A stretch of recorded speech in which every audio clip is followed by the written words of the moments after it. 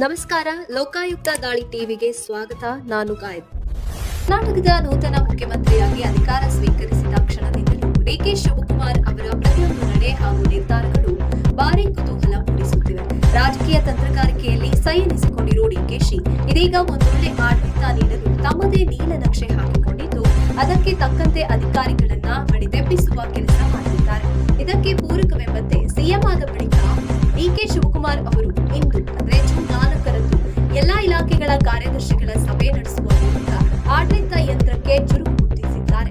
ಅದರಲ್ಲೂ ಮುಖ್ಯವಾಗಿ ಕಾನೂನು ಸುವ್ಯವಸ್ಥೆ ಹಾಗೂ ಭ್ರಷ್ಟಾಚಾರದ ಬಗ್ಗೆ ಅಧಿಕಾರಿಗಳಿಗೆ ಖಡಕ್ ಸಲಹೆ ಸೂಚನೆಗಳನ್ನು ನೀಡಿದ್ದಾರೆ. ಅಧಿಕಾರಿಗಳಿಂದ ಉತ್ತಮ ಕೆಲಸದ ನಿರೀಕ್ಷೆ ಹೊಂದಿದ್ದೇನೆ. ಅದಕ್ಕೆ ತಕ್ಕಂತೆ ಯಾವುದೇ ಒತ್ತಡಕ್ಕೆ ಮಣಿಯದೆ ಜನರ ಕೆಲಸ ಮಾಡಬೇಕು. ನಮ್ಮ ಸರ್ಕಾರದಲ್ಲಿ ಜಾತಿ ಧರ್ಮ ಸೇರಿ ಯಾವುದೇ ಪ್ರಭಾವ ನಡೆಯಲ್ಲ. ಎಲ್ಲಾ ಇಲಾಖೆಗಳ ಬಾಕಿ ಕೆಲಸದ ಪಟ್ಟಿಯನ್ನ 25 ದಿನದೊಳಗೆ ಪಟ್ಟಿ ಸಲ್ಲಿಸಬೇಕು ಎಂದು ಅಧಿಕಾರಿಗಳಿಗೆ ಸೂಚಿಸುವ ಮೂಲಕ ಪಾರದರ್ಶಕವಾಗಿ ಕೆಲಸ ಮಾಡುವಂತೆ ತಿಳಿಸಿದ್ದಾರೆ. ಭ್ರಷ್ಟಾಚಾರ ಮುಕ್ತ ಸರ್ಕಾರ ನೀಡಬೇಕೆಂಬುದು ನಮ್ಮ ಗುರಿಯಾಗಿದ್ದು, ನಾವೆಲ್ಲ ಸೇರಿ ಭ್ರಷ್ಟಾಚಾರ ಮುಕ್ತ ಆಡಳಿತ ಕೊಡಬೇಕು.